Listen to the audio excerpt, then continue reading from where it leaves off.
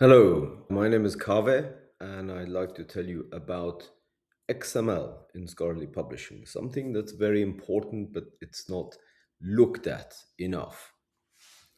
I'm going to use an analogy, one or two analogies during the talk, because I think it really helps us to understand how important this is. Let's look at Michelangelo's David statue. Supposing you're really interested in that, you go to Florence and you want to take some photos. You can take a camera, take a photo from any angle, as many as you like, and the parts that you have an interest in. You go home, you modify the image. Might want to make them black and white, you might want to colorize them. That is your business. You can do anything you like to those pictures. Now, just supposing accidentally you delete all those photos. Yes, it's not nice, but it's not a disaster. You can always go back and take more photos. You can use third party photos. So the statue is always there, and that is not a disaster. It's important to keep the statue there. Now, I'm going to move to XML, and you'll see why. XML can be intimidating, but don't worry. This is a snapshot of an XML of a scholarly article. For the moment, just forget the bits in red. These are attributes that we can think about later, another time. Let's look at the black and the blue text. Now, what you can see here, XML is basically it's the description of your content. Here is the first name of one of the authors. And you can see that it's given name and then it's ended by slash given name. The ending has a slash, that means it's the end of that item, if you like, the first name.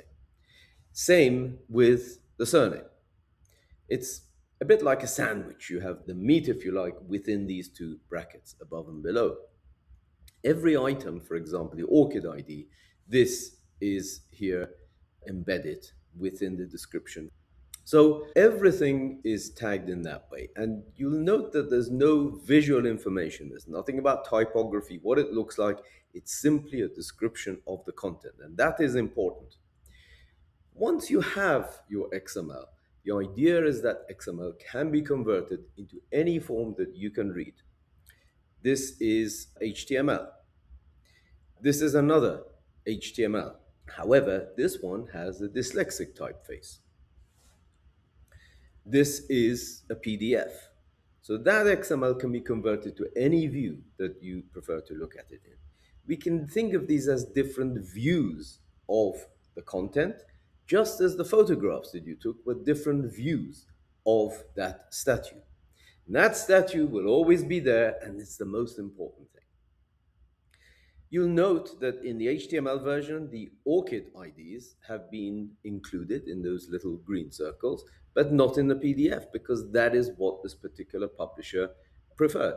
If you want to include them in the PDF, you can simply by using a different filter. So basically, we are looking at different views of our content.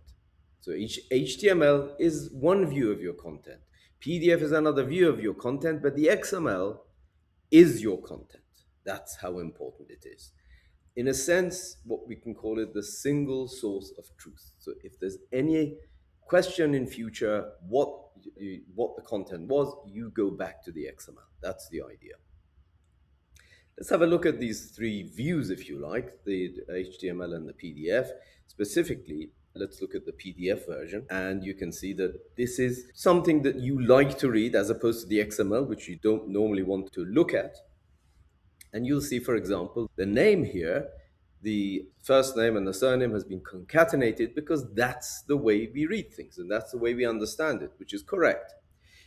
Now, why can't this PDF be the single source of truth? Well, supposing you want a list of all surnames. If you wanted the list of all surnames, you would have to reverse engineer this name and grab the surname from that. That is a dangerous thing to do and it's not ideal. Whereas in the XML, these are already separated. If I may use an analogy, it's like toothpaste out of a tube. So you have your XML that is in the tube.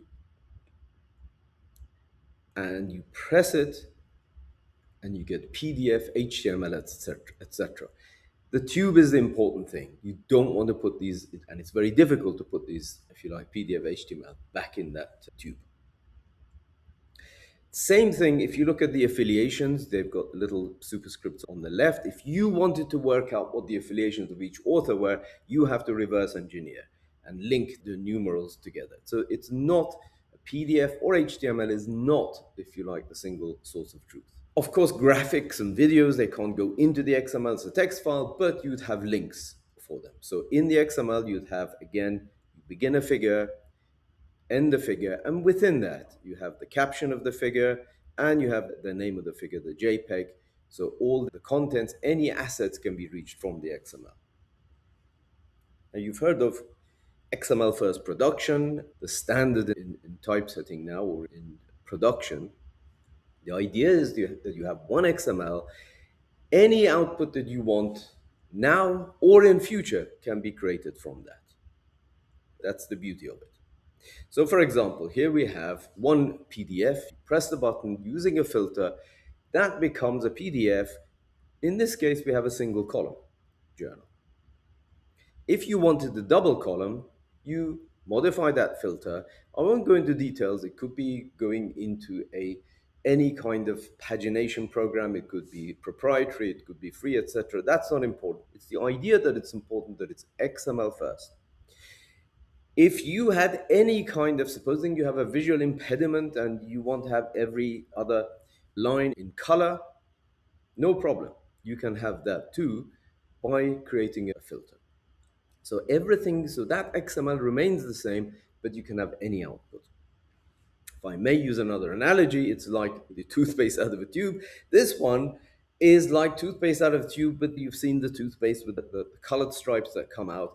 That's a complex mechanism inside the tube. You press the button and this nice looking toothpaste comes out.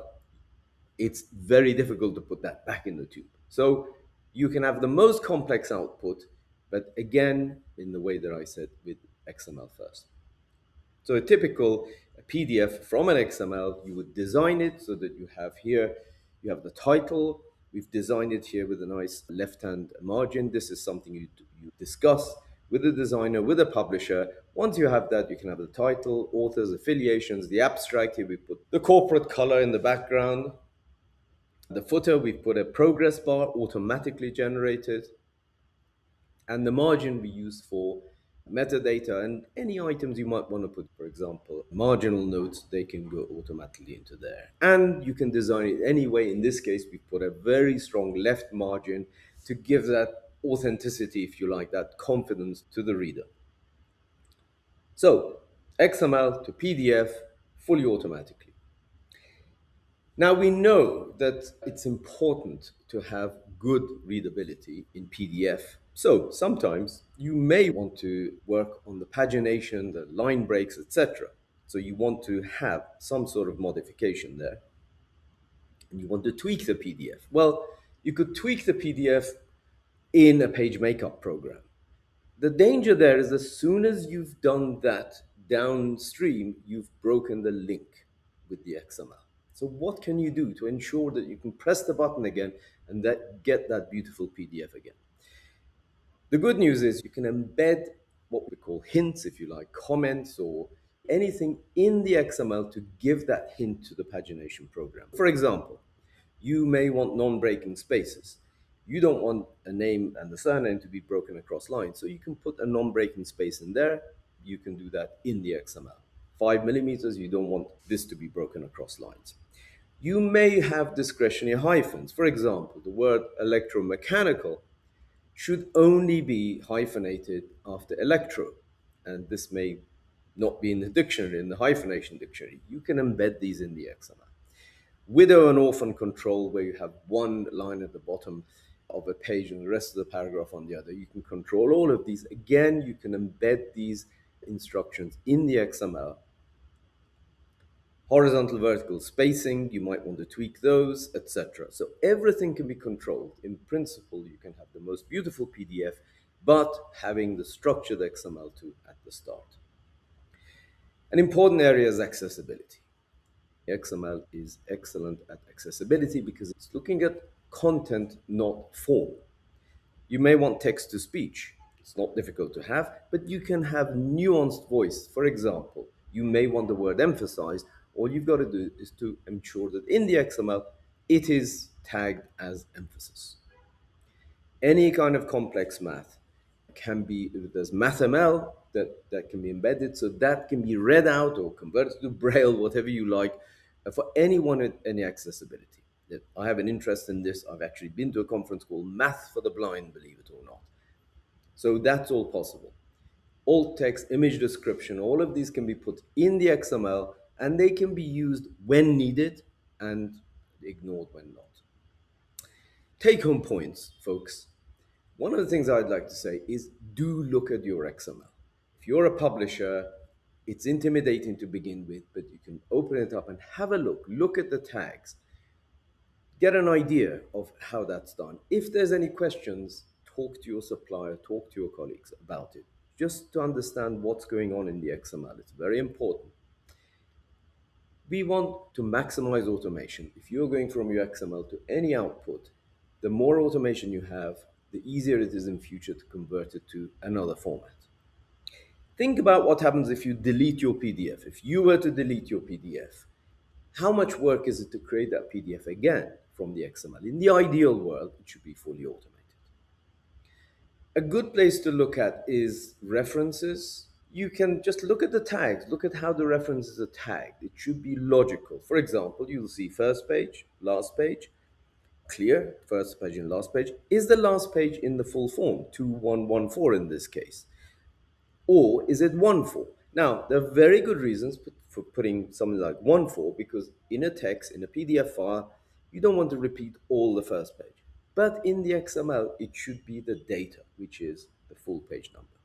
And finally, use a text editor as opposed to word processor. Word processor like Microsoft Word is designed to change the typeface, etc. What you want is a notepad or BB Edit, for example, on the Mac. What these do is they automatically highlight or color. They have syntax coloring. As you saw, they color different bits, so it's easier to read. Thank you very much, folks. I hope that's given you an idea of XML and how important it is.